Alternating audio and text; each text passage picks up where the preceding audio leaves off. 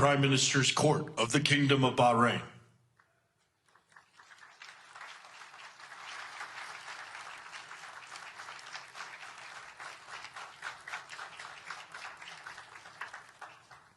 The Minister of Foreign Affairs of the Kingdom of Morocco.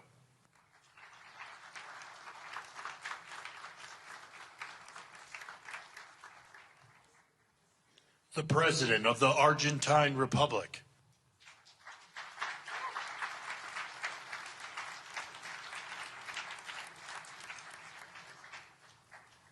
The Prime Minister of Armenia.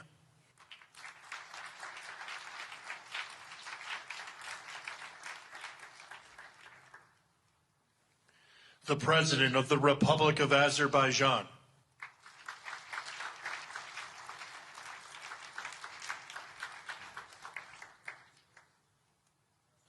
The Prime Minister of the Republic of Bulgaria.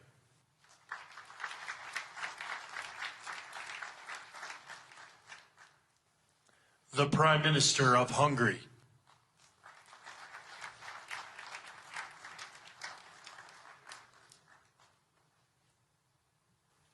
The President of the Republic of Indonesia.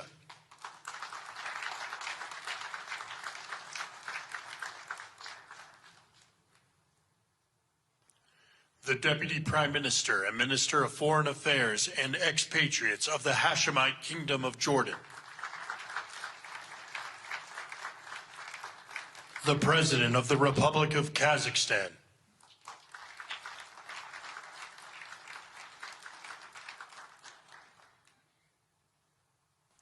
The President of the Republic of Kosovo.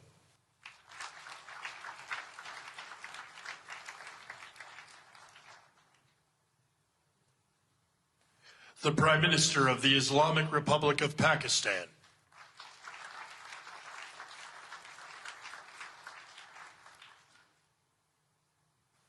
The President of the Republic of Paraguay.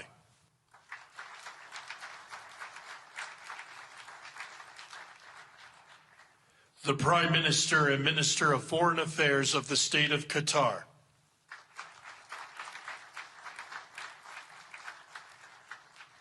The Minister of Foreign Affairs of the Kingdom of Saudi Arabia.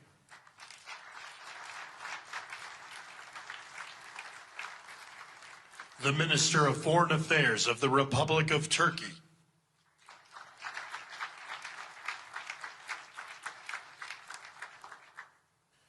The Special Envoy to the United States for the United Arab Emirates.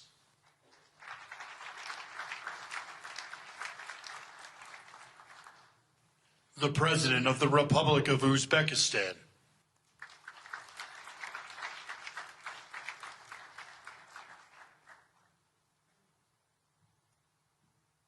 The Prime Minister of Mongolia.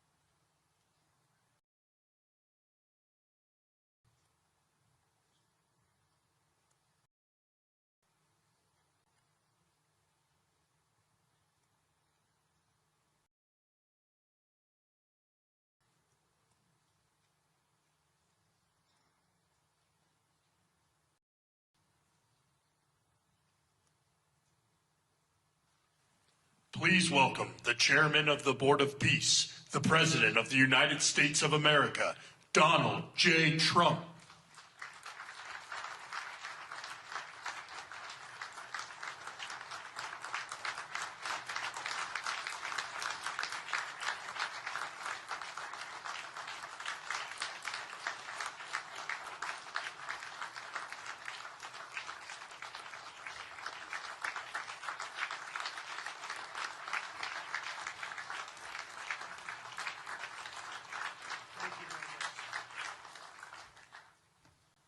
Well, this is a very exciting day, long in the making, and many countries have just received their notice, and everybody wants to be a part of it, and we'll work with many others, including the United Nations. But I want to thank you all for being here. Yesterday we had an incredibly successful visit with many of the world's top business leaders, the best, the biggest, most successful, and foreign heads of state. And now we have one of the most important meetings of all, the official formation of what is known as the Board of Peace. I want to thank the Secretary of State, Marco Rubio, Special Envoy Steve Witkoff, and Jared Kushner, and their extraordinary work. I mean, they've done an amazing job. We have peace in the Middle East. Nobody thought that was possible. We've settled 8 wars, and I believe another one's coming pretty soon. You know what that is? The one that I thought was going to be an easy one has turned out to be probably the most difficult. Last month, 29,000 people died, mostly soldiers, in Ukraine, Russia. Think of that, 29,000, 27,000 in the month before, 26,000 in the month before that. It's terrible. But we have meetings and we think we're making a lot of progress. Thanks as well to Secretary Scott Bessent, Howard Lutnick, and Chris Wright, U.S. Trade Representative, Jamieson Greer. They're all doing such an incredible job. Ambassador Callista Gingrich, who is here, doing a fantastic, really fantastic work. Thank you, Callista. And many other members of my administration who are so committed to peace, and they're also committed to great success. Very importantly, let me recognize the very first group of distinguished members of the Board of Peace. They will be introduced by name in just a moment. Caroline will be doing that introduction. And to each and every one of you, we are truly honored by your presence today. Leaders of countries, in most cases very popular leaders, in some cases not so popular, but that's the way it goes in life. Thanks as well to President Karol Nawrocki of Poland, who's a fantastic man. He just won a very big election. I'm very proud of him.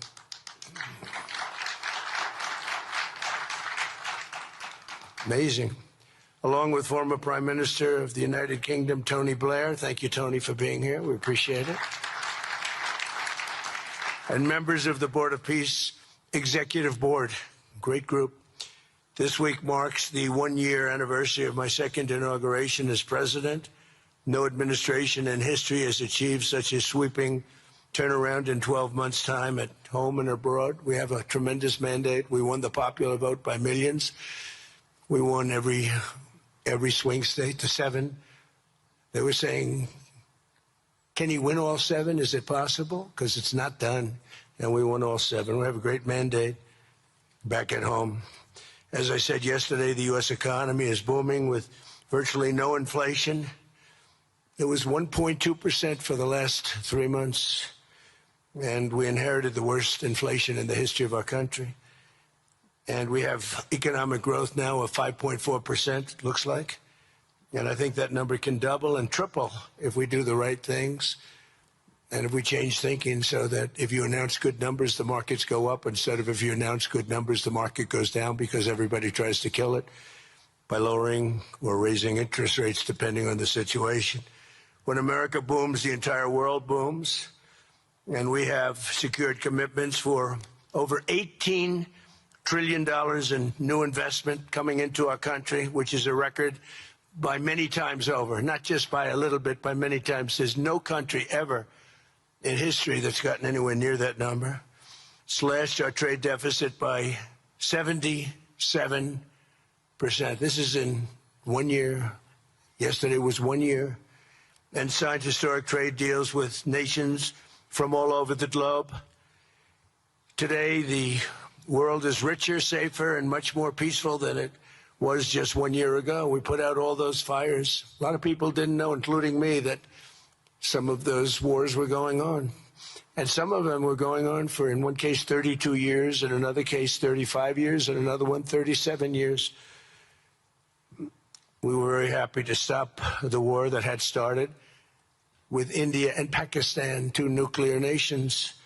And I was very honored when the Prime Minister of Pakistan said President Trump saved 10 and maybe 20 million lives by getting that stopped just before bad things were going to happen. As president, I ended those 8 wars in 9 months, including Cambodia and Thailand. And by the way, many of the leaders are here.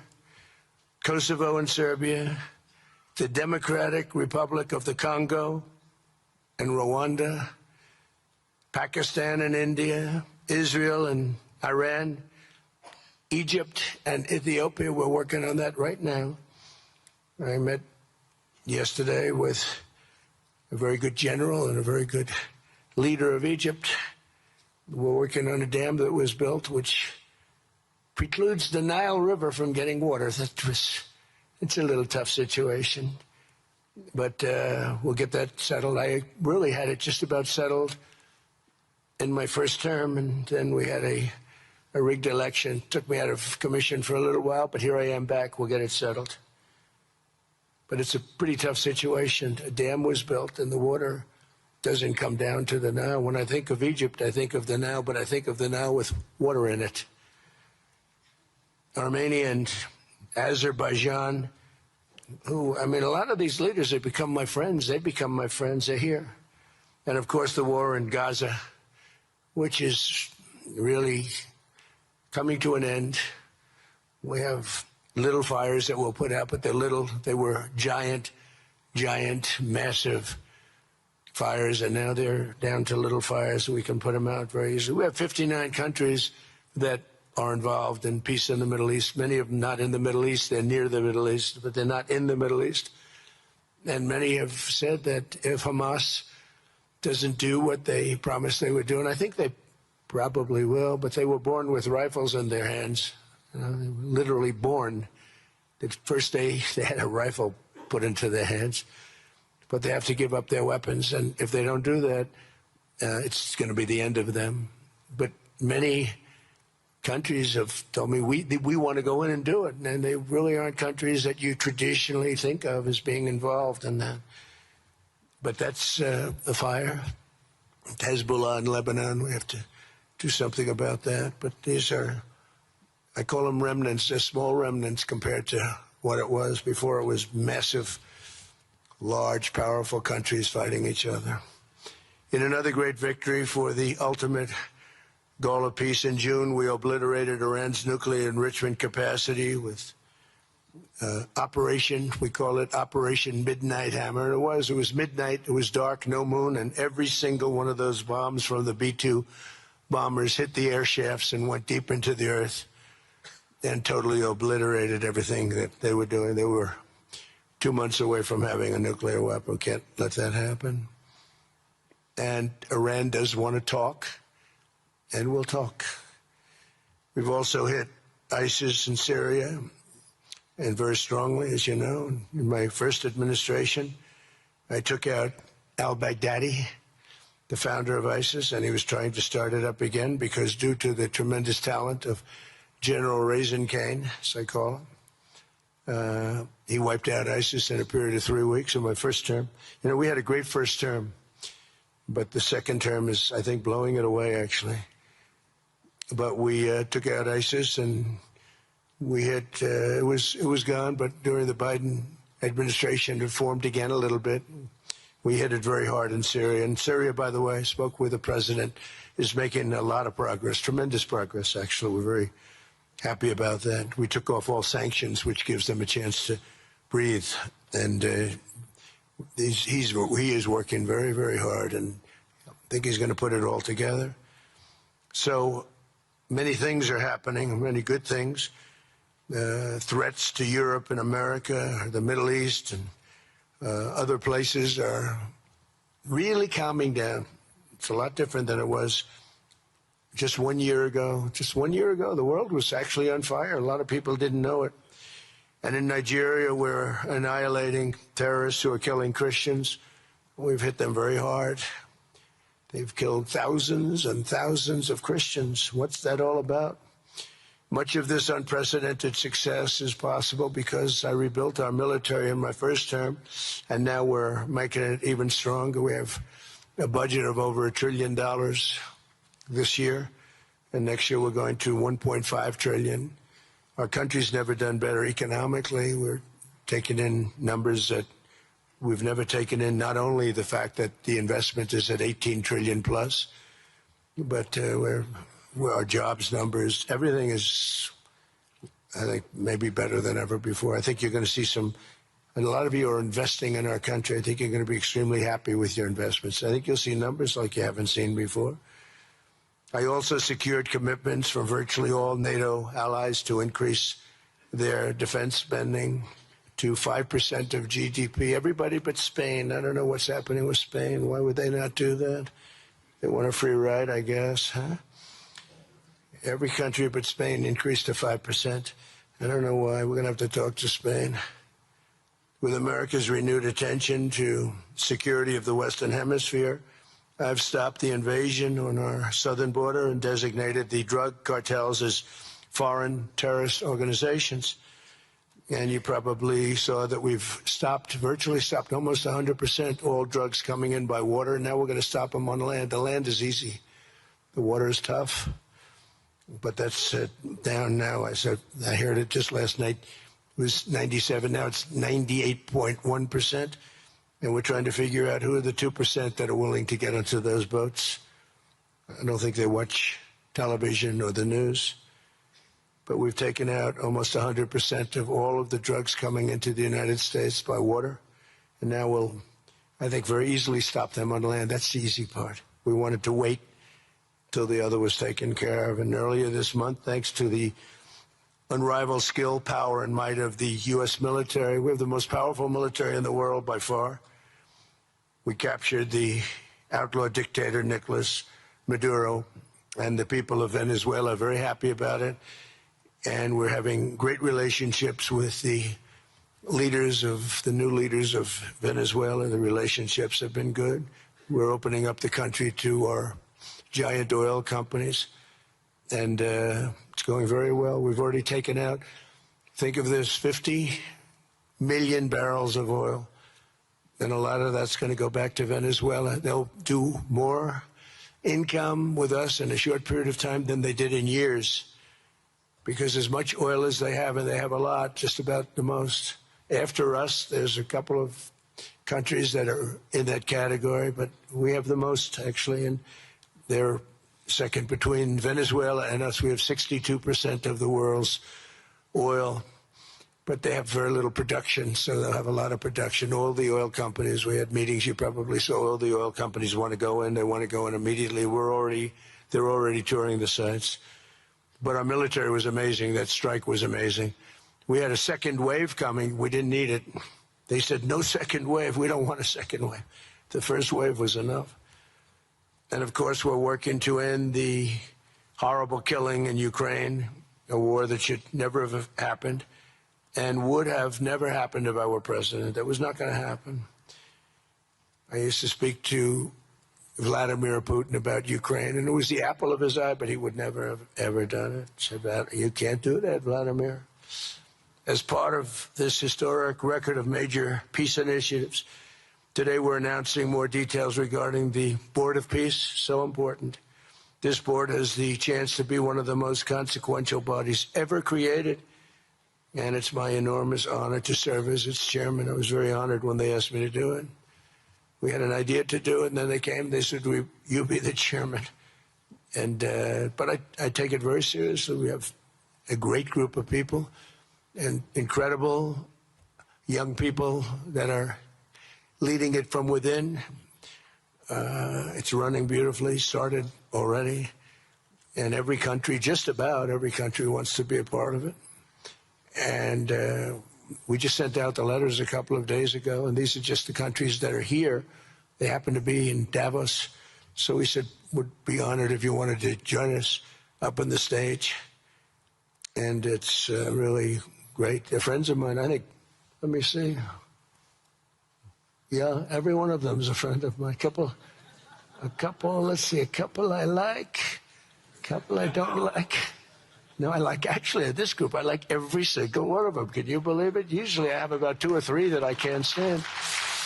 Usually I have 2 or 3 that I don't like. I don't find them up here. I like every one of these people. No, they're great people. They're great leaders. And the Board of Peace is composed of leaders, the top leaders in the world, actually. Last October, we released a plan for the permanent end to the conflict in Gaza, and I'm pleased to say that our vision was unanimously adopted by the United Nations Security Council late last year. Under phase 1 of this plan, we have painstakingly maintained that Gaza, and we're going to have it very strongly, and it's what we have, maintained the Gaza ceasefire, delivered record levels of humanitarian aid. We've given aid, you know, you used to hear all the people were starving and it was terrible. Now we have, you don't hear that anymore. We've delivered record levels of humanitarian aid. I want to thank the United States, but I want to thank some of the countries that are sitting right up here, because they've sent great aid, aid also in the form of money, where we go out and purchase food, and you don't hear those stories anymore with people starving. And secured the release of all 20, you know, we secured the release of all 20 living hostages. Now, I want to thank Steve Witkoff and Jared and everybody for working so hard. They worked so hard, but there were 20 remaining living hostages. Now, we got hundreds out, but the last 20, I said, boy, that's going to be a tough one. I said that a year before, and it was a tough one, but we got them. Got all 20, every one of them. And we had also about 28 that were dead, but the parents wanted them just as though they were living, just as much. Some cases, it almost seemed more. It was amazing, actually, the love. But their boy had been killed. In just about all cases, young men. Their boy had been killed, and they wanted the body of the boy, and it looked like it couldn't be done. And with the exception of one, and we're close on the track of that, we've got them all, every single one of them, which is amazing. It's a rough job. That was a rough job. And I've been very clear that Hamas must return that last remaining deceased hostage as well, and that will be the full commitment. And then we get on to other things, and we're committed to ensuring Gaza is demilitarized, properly governed, and beautifully rebuilt. It's going to be a great plan, and that's where the Board of Peace really started. And I think we can spread out to other things as we succeed with Gaza. We're going to be very successful in Gaza. It's going to be a great thing to watch, and we can do other things. We can do numerous other things. Once this board is completely formed, we can do pretty much whatever we want to do, and we'll do it in conjunction with the United Nations. You know, I've always said the United Nations has got tremendous potential, has not used it, but there's tremendous potential in the United Nations, and you have some great people at the United Nations, but so far it hasn't. You know, on the 8 wars that I ended, I never spoke to the United Nations about any of them. And you would think that I should have. You would think they could have done those 8 wars, but they couldn't have. And they tried, I guess, in some of them, but they didn't try hard enough. But there's tremendous potential with the United Nations. And I think the combination of the Board of Peace with the kind of people we have here, coupled with the United Nations, can be, you know, something very, very unique for the world. It's for the world. This isn't United States. This is for the world. As everyone can see today, the first steps toward a brighter day for the Middle East and a much safer future for the world are unfolding right before your very eyes. Together, we are in a position to have an incredible chance. I don't even call it a chance. I think it's going to happen. To end decades of suffering, stop generations of hatred and bloodshed, and forge a beautiful, everlasting, and glorious peace for that region and for the whole region of the world, because I'm calling the world a region. The world is a region. We're going to have peace in the world. And boy, would that be a great legacy for all of us. Everybody in this room is a star, or you wouldn't be here.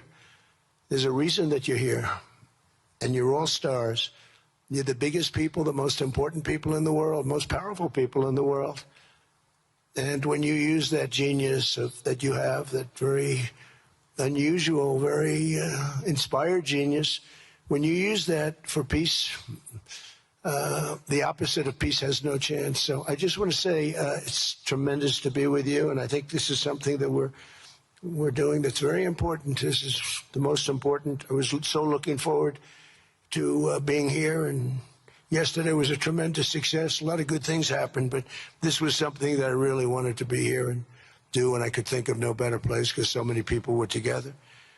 And now to bring the Board of Peace into full force, I ask Sheikh Isa of Bahrain and Foreign Minister Barita of Morocco to join me in signing and ratifying the Board of Peace Charter. Thank you very much, everybody. Appreciate it. Thank you.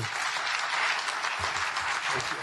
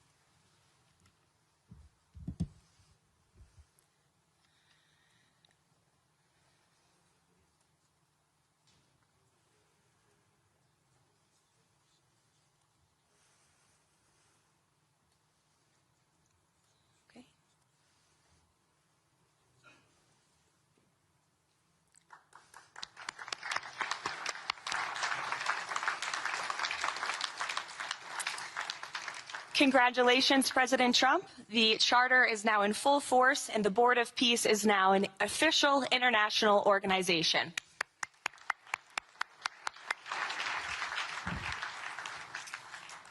We will now continue the signing ceremonies, beginning with the President of Argentina and the Prime Minister of Armenia.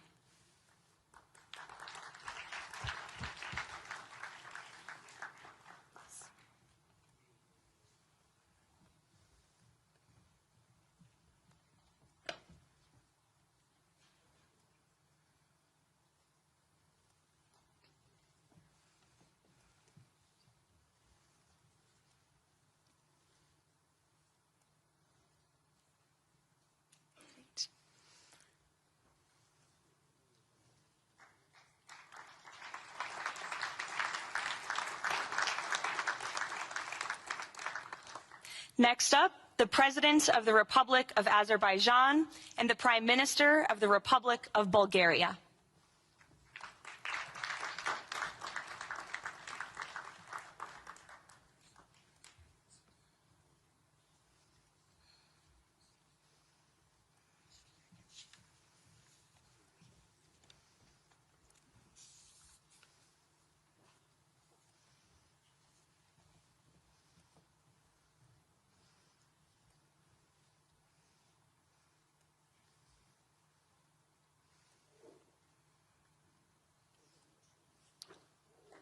Thank you. Next, the Prime Minister of Hungary and the President of the Republic of Indonesia.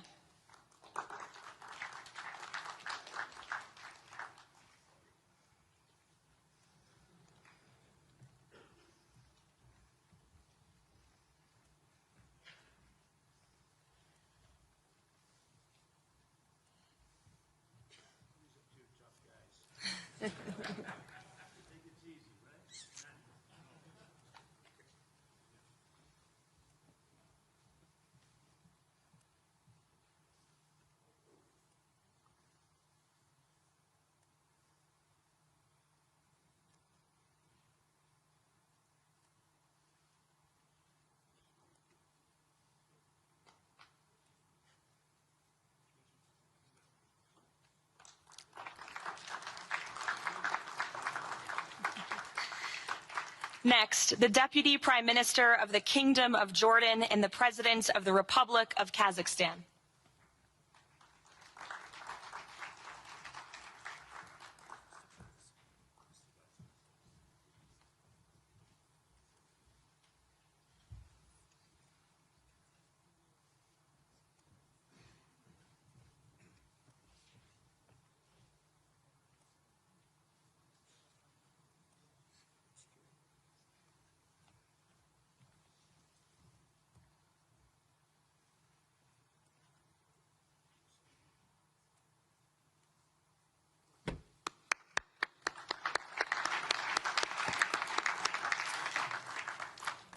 Next, the President of the Republic of Kosovo and the Prime Minister of the Islamic Republic of Pakistan.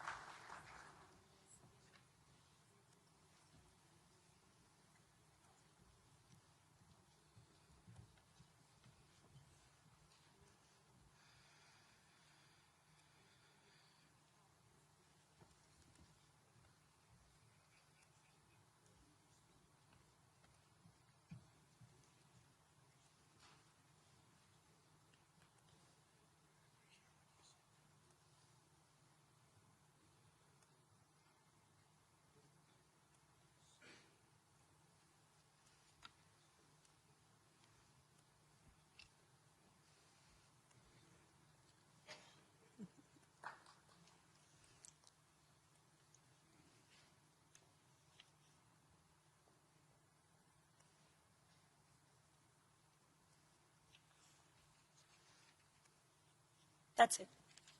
Yes. Thank you.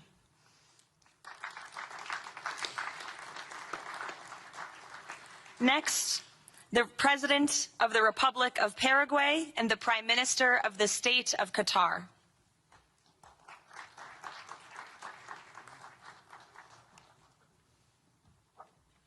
Hello. Good. How are you?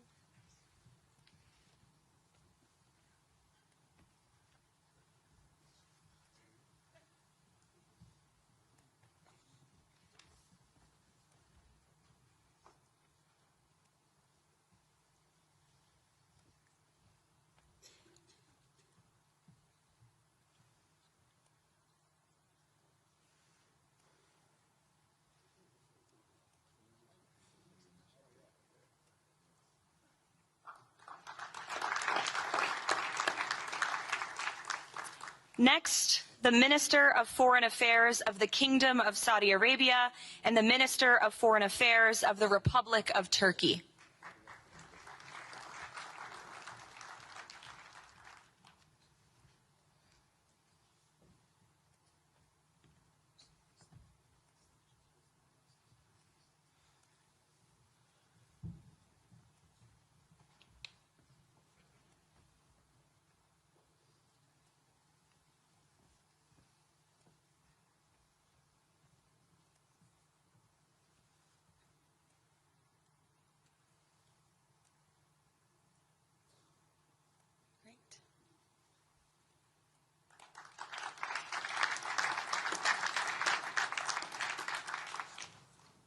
Next, the Chairman of the Executive Authority Affairs of the UAE and the President of the Republic of Uzbekistan.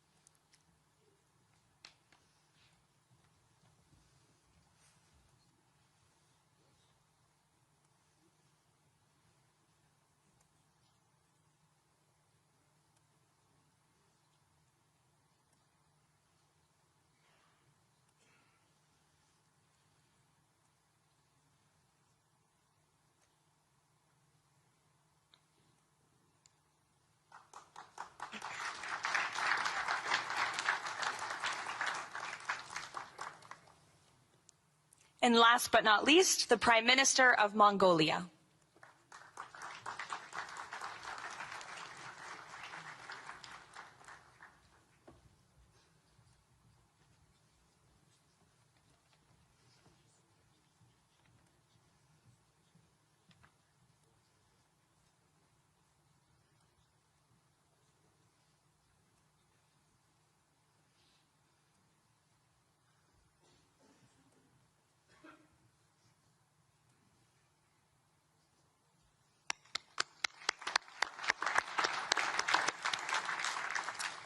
Congratulations, everyone. this concludes the signing ceremony.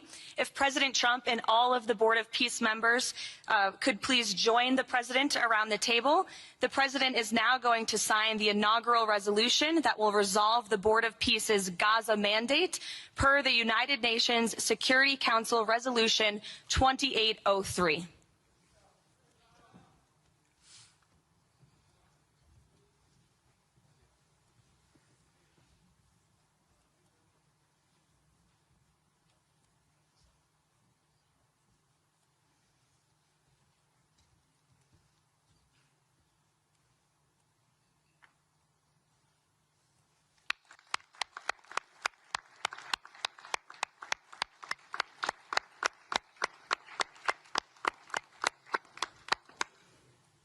Congratulations. If President Trump and all Board of Peace members could please take their seats in the front.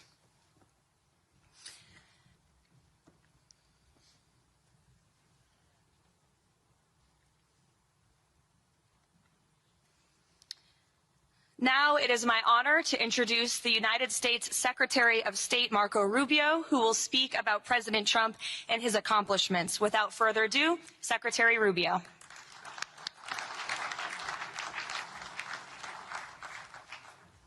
Thank you very much. It's an honor to be here today. It's an honor to serve as the Secretary of State during a historic presidency. And it's a historic presidency because the President of the United States, Donald J. Trump, is someone who is not limited by what others say is possible or what others say is impossible. He's not limited by some of the things that have happened in the past, and he's willing to talk to or engage with anyone in the interest of peace, always putting the American people and our national security first, but understanding that in the world that we share with so many others, peace is paramount to all of us. We are here today because of President Trump's vision. If we go back just a few months ago, people thought what was happening in Gaza was impossible to solve. 28 hostages that were dead, others that were still living, all these hostages that were being held. No one thought that that would ever come to a resolution without more fighting and more bloodshed along the way. In fact, frankly, many thought it was intractable. And sadly, many of the institutions that have served us well, in many cases, for the last 70 years, were unable to do anything about it. But President Trump had the vision and the courage to dream the impossible, to believe that it was doable, and to pursue it with all of his heart. And he was in that capacity assisted by an extraordinary team, and I think both Jared and Steve deserve a tremendous amount of credit, Jared Kushner and Steve Woodcock, for all the work they put in. And all of our partners here today. And now we have this Board of Peace, who I believe's possibilities are endless. Obviously with a focus first and foremost on making sure that this peace deal in Gaza becomes enduring. And I know this president has it as his highest priority and will give it everything he has to make sure that this is successful. I also want to acknowledge the extraordinary leaders that are here today. This is not just a Board of Peace, this is a Board of Action. Just like President Trump is a president of action. A lot of times people like to give speeches. I've been to many of these forums, and they're not useless, and they're not, they have utility in many cases. But oftentimes in international affairs, we often find ourselves at events where people are reading these scripted statements, these strongly worded letters that they put out, but no action. Nothing happens. This is a group of leaders that are about action. And the President of the United States is a president of action, of getting things done. And today is the beginning of that, of a new era and a new stage that we think is so important as a model to the rest of the world of what is possible. And clearly the focus is right now on Gaza and making sure that the plan that's about to be presented to you here today, this vision for the future of Gaza, this vision for the future of the region, is not just possible and promising. It is our destiny if we put the time and the effort that it requires, as I know this board will do. But I also think it will serve as an example of what's possible in other parts of the world. Without losing focus on what's before us now, this is what's possible for other places and other conflicts that seem impossible to solve right now.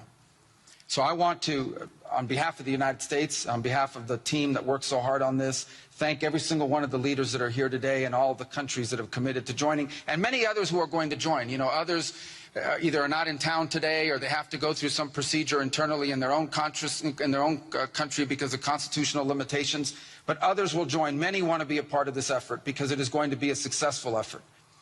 And you see it reflected here today among countries of different backgrounds from different parts of the world, majority Christian some, majority Muslim others, who've come together. In fact, former adversaries who have joined here as part of this Board of Peace. And all was possible, and I want to acknowledge this again, because of the vision and the drive of the President of the United States. So thank you all for joining us here today. We appreciate it very much.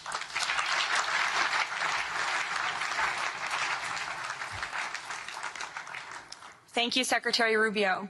Please, if you could now turn your attention to the screens for a video message from the head of the National Committee for the Administration of Gaza, Dr. Ali Shaith. Distinguished leaders, colleagues, and friends, it is an honor to be here today. I want to start by thanking President Donald J. Trump and his administration for their intensive efforts to advance peace in the whole region. I also thank Egyptian President Abdel Fattah al-Sisi, Qatar, and Turkey as mediators, the Palestinian Authority, and members of the United Nations Security Council for welcoming the comprehensive peace plan. These efforts created the opportunity for a new future in Gaza Strip. But what will really matter is what comes next. This transition will succeed only if it delivers real, tangible improvements in daily life for Gazans. As Chief Commissioner of the National Committee for the Administration of Gaza, it's my responsibility to turn this moment into action, to restore order, to rebuild institutions, and to create a future for the people of Gaza defined by opportunity and dignity, under the principle of one authority, one law, and one weapon. As a first step, I am pleased to announce the Rafah crossing will open next week in both directions. For Palestinians in Gaza, Rafah is more than a gate. It is a lifeline and symbol of opportunity.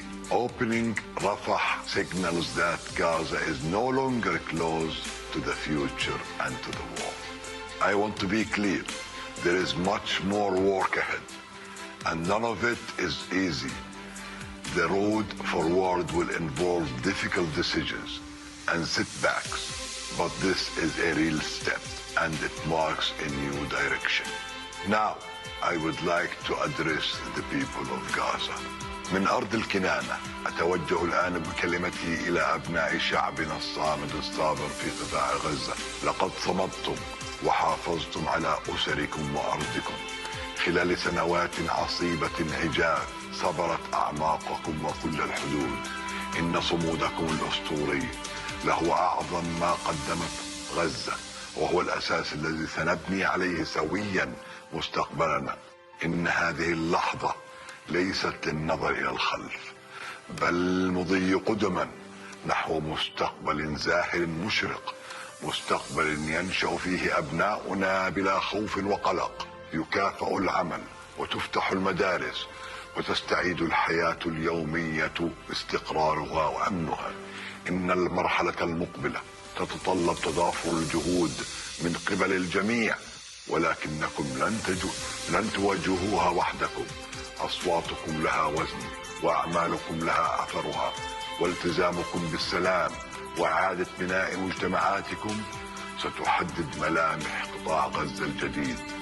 خطوة بخطوة وبالانضباط والعزيمة سنبني غزة قادرة على الاعتماد على ذاتها، ونرسم مكانها كمركز للحرية والفرص والسلام.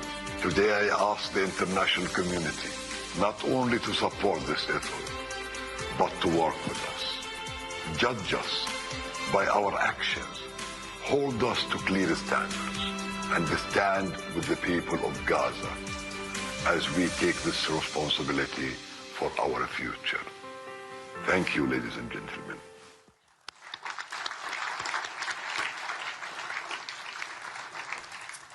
I now would like to welcome to the podium U.S. Special Envoy Steve Witkoff and Jared Kushner.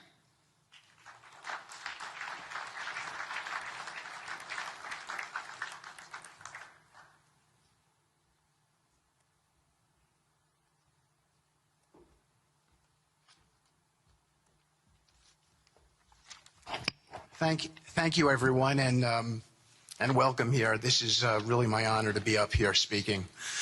I remember when the president asked Jared, and of course our great Secretary of State to work on something that the world thought was impossible and unattainable.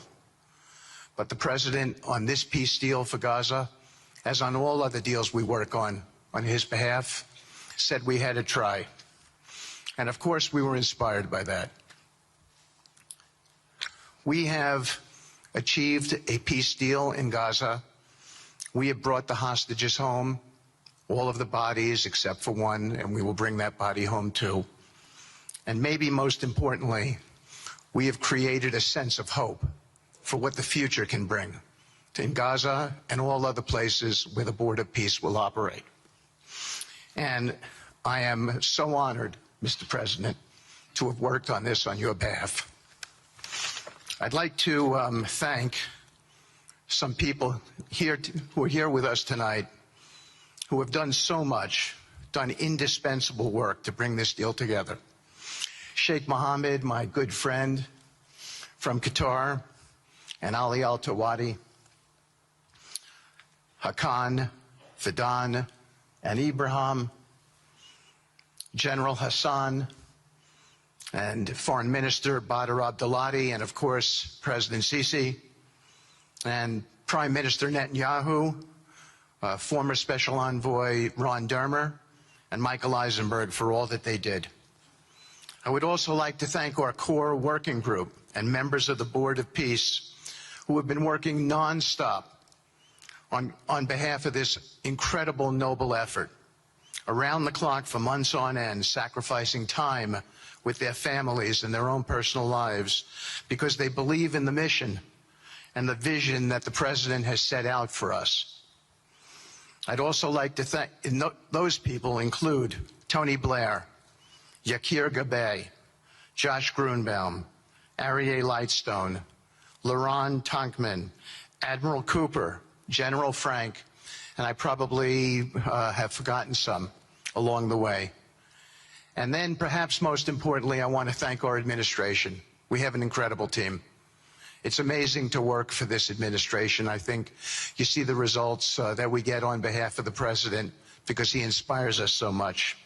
So I'd like to thank the Vice President of the United States, J.D. Vance, for all of his help and guidance, our Treasury Secretary, of course, the Secretary of State, who we work hand in glove with, and a special thanks to our Chief of Staff, Susie Wiles, who is always available to us for consultation, for steering, and for all else that she does. Thank you.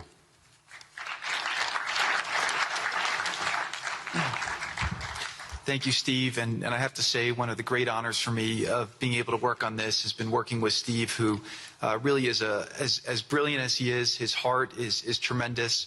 He's a lot of fun to be with. And even in some of these, very difficult moments where we didn't think things were happening, working together really was an amazing treat. I'm going to go now today just through a couple quick slides just to show you the progress that's been made in the last couple months. It was just over 100 days ago that we got the final deal done, and everyone was celebrating and joyous about the hostages coming home and the end to this long war that nobody thought was possible. And Steve and I were panicking, saying, what do we do next? How do you implement peace? And as you guys know, peace is a different deal than a business deal because you're changing a mindset. And in Israel, there was 2 years of very intense war. For the people in Gaza, there was more than just 2 years of war. They had 20 years of hopelessness being ruled by a terrorist organization. For the people in the Middle East, their hearts were pulled by this. And throughout the entire world, it really was weighing on us. And so we needed to think about, what do we do next? How do we change the habits? How do we change the behaviors? And we really got to work right away. And the team that Steve thanked, including the White House team and the team, the volunteers, it's really been an incredible effort, very entrepreneurial. And we really did it in the way. I've been working now with President Trump for 10 years on politics. And what continues to amaze me is that he always takes a first principles approach and says, what's the most optimal outcome? Aim for that. Whereas politicians are always focused on the downside or what could go wrong or how to make it a little bit better. He always says, aim for the best possible and, do your best to get there. And if everyone thinks it's impossible, that's even more reason why you should aim for it. And so really thank you for the leadership and the inspiration for doing this. And I think you'll see today we've achieved more than thought was possible. And our ambition is still to go for something, I think, better than most people think is possible as well. So let's see if these things work. They never usually work.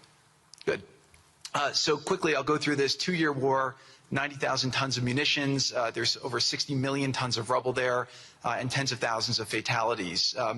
Through the ceasefire, we were able to get to through the 20-point plan, ceasefire, release of hostages. Getting the UN resolution passed was a huge, huge effort, really thanks to Mike Waltz and the whole team there. They did an incredible job. And we've then, with the help of the UN, we've worked very, very well with them. This is why you need a new organization like the Board of Peace to work with the UN. I want to thank Tom Fletcher. Did an incredible job of really getting it going. We've done historic humanitarian aid. Going forward, number one thing is going to be security. Obviously, we've been working very closely with the Israelis to figure out a way through de-escalation. And the next phase is working with Hamas on demilitarization, which I'll talk about in a second. But without security, nobody's going to make investments. Nobody's going to come, build there. We need investments in order to start giving jobs. We want to take these people. 85% of the aid of Gaza, 85% of the GDP of Gaza has been aid for a long time. That's not sustainable. It doesn't give these people dignity. It doesn't give them hope. And so we want to use free market economy principles. A lot of what President Trump spoke about that he's doing in America, we want to bring the same mindset, the same approach to a place like Gaza to give these people the ability to thrive and have a good life. Let's see. So on the aid, I mentioned the UN. So now people are talking about famine. 100% of the food needs are met, and that's been overabundance. The cost of goods have gone down tremendously. Over 55,000 trucks have gone in, and over 1.4 million pallets. And it's been the largest humanitarian effort done into a war zone that anyone's been able to tell us about. This really has been a great joint effort that everyone's been able to do, and so it's a great thing. We all just heard from Ali. We have been so impressed. Steve and I were speaking to him and the entire committee. Such bravery of these people to step up. And we've worked with the Palestinian Authority, who's been helping us as well. But this committee is the first time it's a technocratic, apolitical committee. I really want to thank the Arab partners for helping us select the right people to do this. And we just need to believe in them and support them. I put this up here. It's probably a little too small for me to read, but this is really important if you saw the mission statement. So Hamas's mission statement was, we need to destroy the state of Israel. That has not worked well for the people, as we've seen. Their mission statement is, we are committed to establishing security, restoring the essential services that form the bedrock of human dignity, such electricity, water, healthcare, and education, as well as cultivating a society rooted in peace, democracy, and justice, operating with the highest standards of integrity, transparency. So these are the basic things. Their goal is to have peace and to help their people, which is an obvious mission statement for a government, but actually fairly novel for Gaza. So we did a master plan. We brought in, I thank you, Yakir Gabay, who's one of the most successful real estate developers and brilliant people I know. He's volunteered to do this, not for profit, really because of his heart. He wants to do this.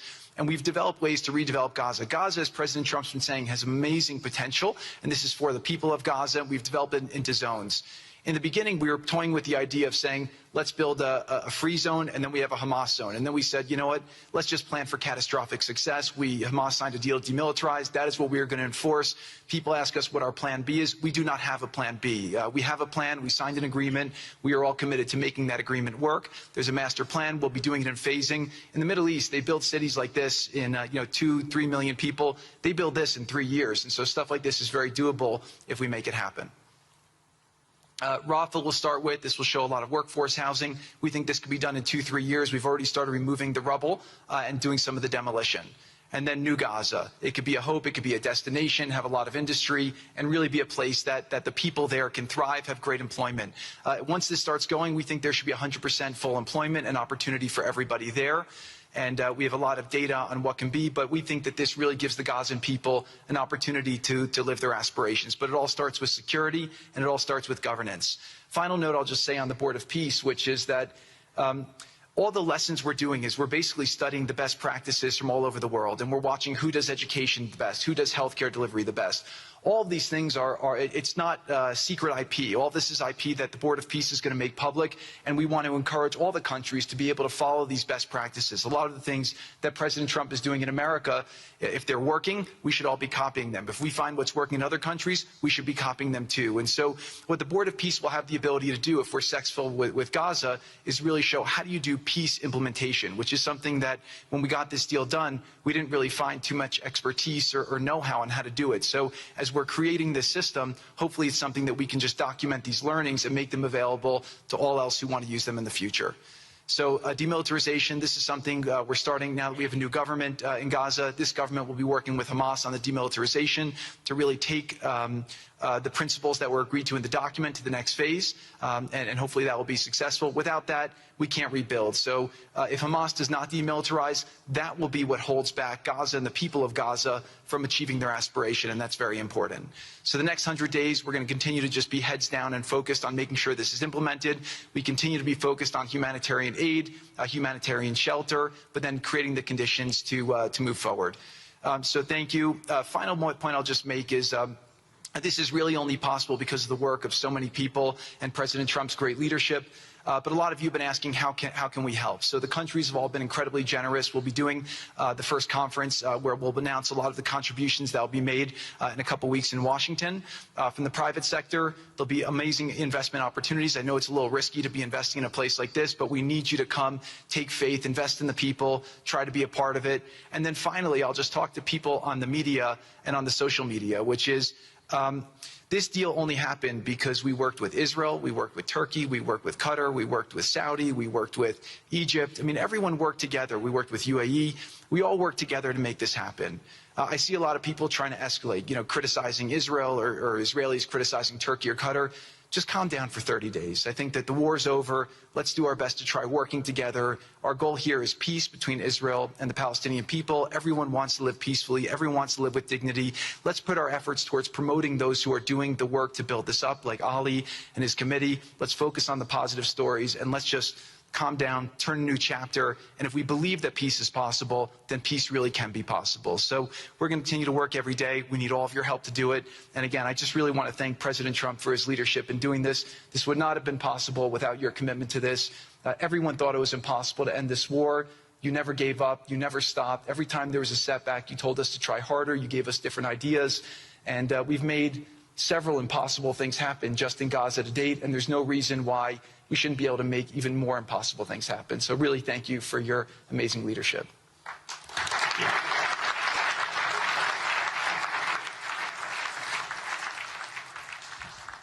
Thank you, Jared and Steve. Now I would like to introduce and welcome to the podium the High Representative for Gaza, Nikolay Mladenov.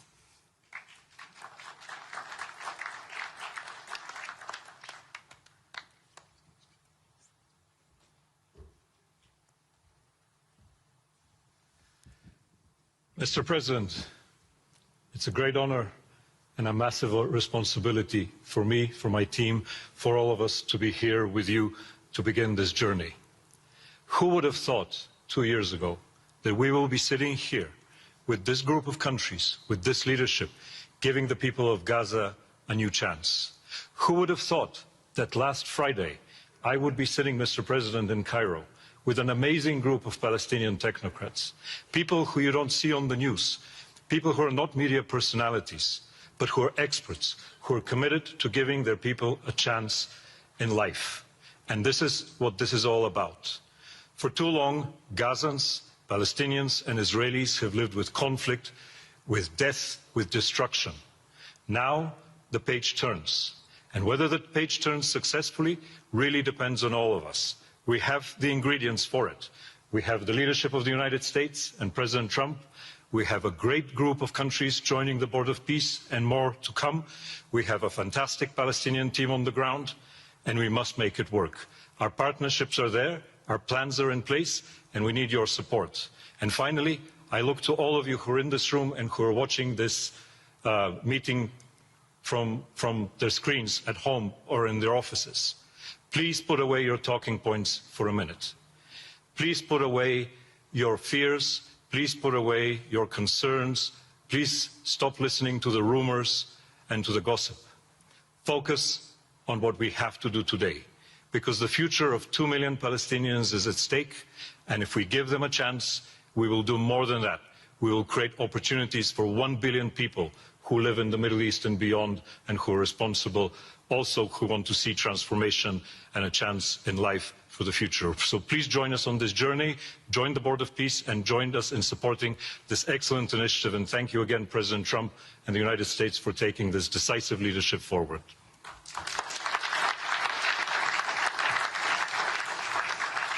Thank you.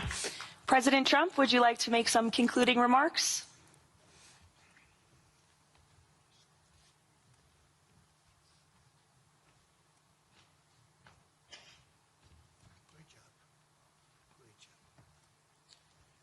Well, I just want to tell you it's all happening.